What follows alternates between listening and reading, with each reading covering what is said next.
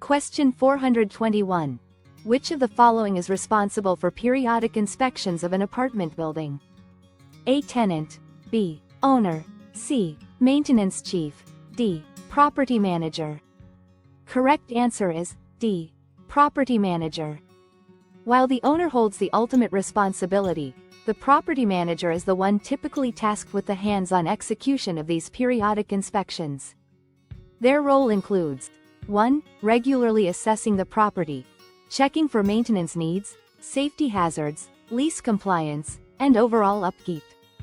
2. Identifying potential problems early, addressing minor issues before they escalate into costly repairs or tenant complaints. 3. Ensuring compliance, making sure the building adheres to safety regulations and landlord-tenant laws. Therefore, while the owner is ultimately accountable, the property manager is the professional most directly responsible for conducting periodic inspections as part of their management duties.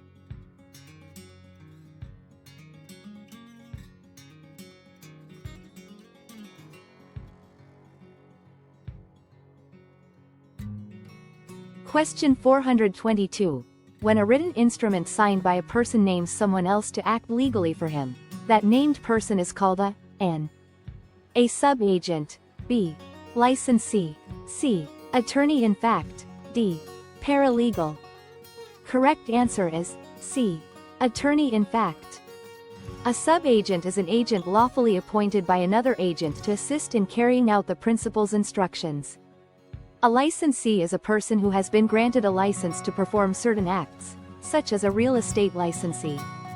While an agent might be a licensee, the term doesn't specifically describe someone named to act legally for another through a written instrument. A paralegal is a legal professional who assists attorneys but is not licensed to practice law. They do not have the general legal authority to act on behalf of another person in the way an attorney in fact does.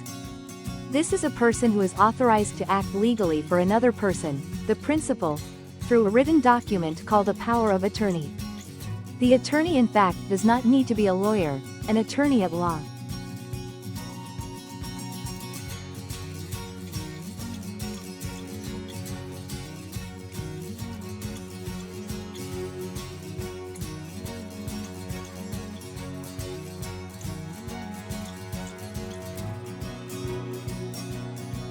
Question 423.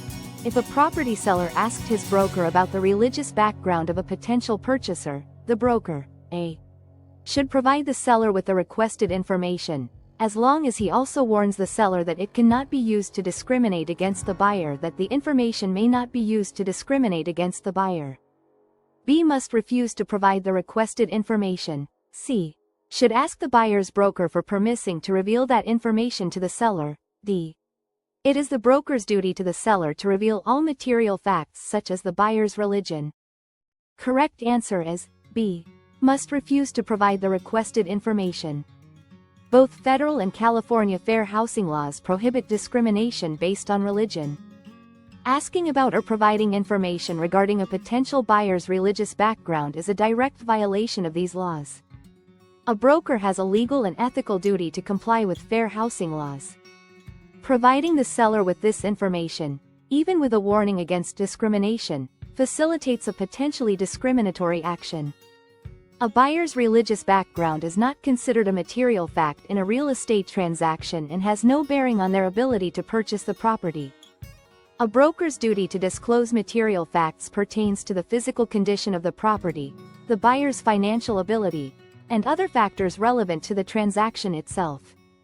Therefore, the broker must refuse to answer the seller's question and should educate the seller about fair housing laws and the illegality of considering a buyer's religion. Question 424. Which institution originated as a federal agency in 1938 with the purpose of providing a secondary market for FHA-insured loans? A. Freddie Mac. B. Fannie Mae. C. Federal Deposit Insurance Corporation. D. Bureau of Real Estate. Correct answer is B. Fannie Mae. Fannie Mae, initially chartered as the Federal National Mortgage Association, was established by the U.S. Congress during the Great Depression as part of the New Deal. Its primary goal was to stimulate the housing market by creating a liquid secondary market for mortgages, particularly those insured by the Federal Housing Administration, FHA. This allowed lenders to sell their FHA-insured loans, replenish their funds, and issue more mortgages, thereby increasing homeownership and affordable housing options.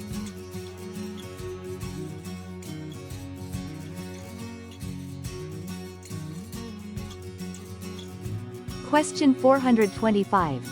A listing contract establishes a fiduciary relationship between the broker and A. Seller, B. Buyer, C. Seller and buyer, D. Seller, buyer, and broker's agent. Correct answer is A. Seller.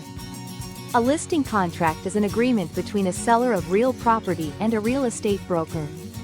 In this contract, the seller hires the broker to find a ready, willing, and able buyer for their property.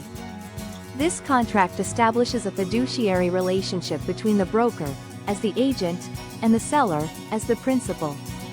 This means the broker owes the seller specific duties of trust, confidence, and good faith, including 1. Loyalty, acting solely in the seller's best interest.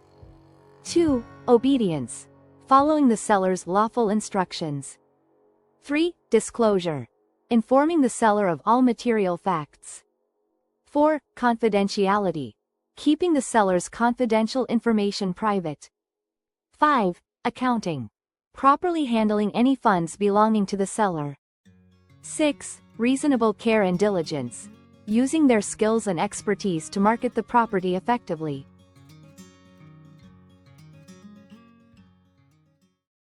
Question 426. The parallel boards used to support the load of the floor and ceiling are called A. Studs, B. Joists, C. Sole plates, D. Exterior sheathing. Correct answer is B. Joists. Joists are horizontal structural members that provide support for the floor and ceiling from the walls or beams. They run parallel to each other and distribute the weight of the floor or ceiling to the load-bearing walls or structures below. Studs are upright piece of wood, a vertical board in a wall that is part of the building's frame. Sole plates are horizontal boards that form the bottom part of a wall frame and provide a nailing surface for the studs to be attached. Exterior sheathing refers to the layer of material attached to the exterior side of wall studs. It provides protection from the elements and a base for exterior cladding like siding. Question 427. A grant deed contains A. Contains the word grant in its conveyance. B. Contains a guarantee that the property title has not been conveyed to anyone else. C. Contains a guarantee that there are no hidden encumbrances on the property. D. All of the above. Correct answer is D. All of the above. A grant deed is a specific type of deed used in California, and some other states, to transfer real property ownership. Its defining characteristic is the inclusion of the word grant within the conveyance language. This seemingly simple word carries significant legal weight, as it automatically implies two crucial warranties from the grantor, seller, to the grantee, buyer. Firstly, by using the word grant, the grantor warrants that they have not previously conveyed the same estate or any interest therein to anyone other than the named grantee. This provides the buyer with assurance that they are receiving the ownership rights and that the seller hasn't already transferred them to someone else. Secondly, the grantor also impliedly warrants that the property is free from any encumbrances created by the grantor or anyone claiming under them, except for those specifically disclosed in the deed. This protects the buyer from undisclosed liens, easements, or other burdens on the property that the seller themselves created or allowed. These implied warranties make the grant deed a common and reliable instrument for transferring property. While it offers important protections to the buyer, it's worth noting that these warranties are limited to actions taken by the grantor. For more comprehensive protection against all potential title defects, regardless of their origin, buyers often seek title insurance in addition to receiving a grant deed.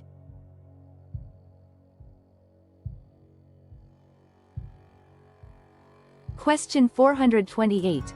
The maximum duration of a farm-related lease is A. 10 years, B. 25 years, C. 51 years, D. There is no maximum limit. Correct answer is C. 51 years. No lease or grant of land for agricultural or horticultural purposes is valid for a longer period than 51 years. This is specified in California's Civil Code Section 717. Question 429. A promissory note that requires interest payments only through the note's term is called an A. Straight note, B. Amortized note, C. Short-term note, D. Adjustable rate mortgage. Correct answer is A.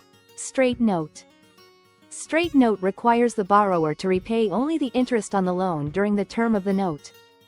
At the end of the term, the borrower makes a single lump sum payment to repay the principal amount in full.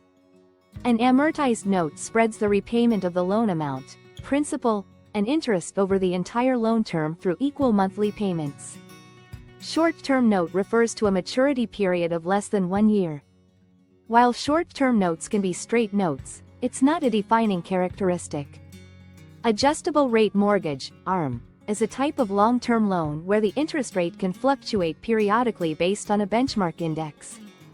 It's not relevant to the interest payment structure during the term. In conclusion, a straight note is specifically designed for interest-only payments throughout the term, with the principal due as a lump sum at the end.